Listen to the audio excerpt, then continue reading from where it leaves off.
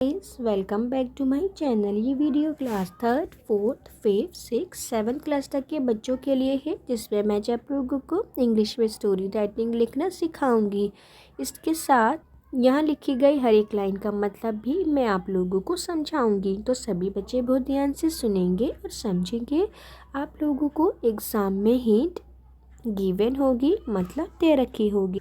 जैसे यहाँ दे रखी है, वंस अ फॉक्स वॉज जंगल, मतलब एक बार एक लोमड़ी जंगल में थी।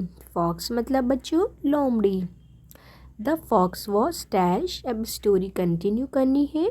ही saw some bunches of dash, यानी लोमड़ी ने कुछ गुच्छे देखे। हिज डैश वॉज वाटर, यानी उसके पानी आ गया। He dash and tried to eat crab, उसने और अंगूर खाने की कोशिश की। तो हमें यहाँ पता चला है कि यहाँ पे क्रैब्स की बात हो रही है, यानी क्रैब्स देख के उसके मुंह में पानी आया। उसने क्रैब्स का एक पंच देखा, यानी गुच्छा देखा। आप भी इसी तरह अपने एग्जाम में लाइन बाय लाइन क्वेश्चन को समझेंगे, ताकि आप लोगों की अंडरस्टैंडिंग बने। But all was in dash, lastly he said the grapes are dash, उसने अंगूर खाने की कोशिश की, लेकिन सब अंदर था। अब स्टोरी पढ़ते हैं। द ग्रेप्स आर सॉर, यानी अंगूर खट्टे हैं।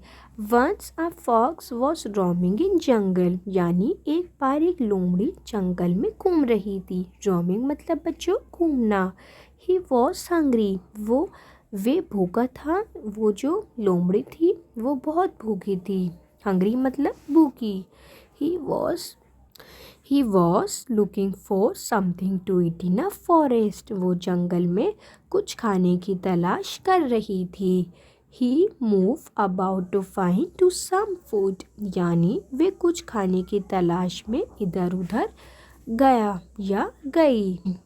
But he found nothing that sort, यानी लेकिन उसे कुछ ऐसा नहीं मिला जिसे वो खा सके। आगे बढ़ते हैं बच्चों। Suddenly he saw some bunch of crabs, यानी क्या हुआ कि अचानक उसकी निगाह बाग में अंगूर के एक लटके गुच्छे पर पड़ी।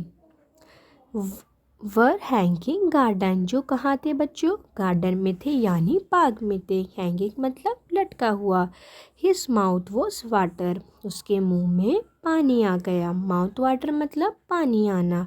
ही jump again and again to get the grapes, उसके बाद क्या हुआ? वो अंगूर को लेने के लिए बार बार कूदी, लेकिन ऐसा करने में वो हर बार असफल रही। But fail to do so, लेकिन वो फेल रही। सो लास्टली, अंत में क्या हुआ? ही वॉज टायर्ड, अंत में वो थक गया। लास्टली ही वॉज टायर्ड, वो काफ़ी थक गया और बोला and said that the grapes were sour, यानी बोला कि अंगूर खट्टे। And he may fall sick after eating the grapes and he went away, यानी वो अंगूर खाकर वो बीमार पड़ सकता है और वो चला गया। यानी जब उसके हाथ अंगूर नहीं लगे तो उसने अंगूरों को बुरा भला कहना शुरू कर दिया कि अंगूर तो खट्टे हैं और मैं इन्हें खा करके बीमार भी पड़ सकती हूँ। तो यहाँ से बच्चों स्टोरी होती है कंप्लीट।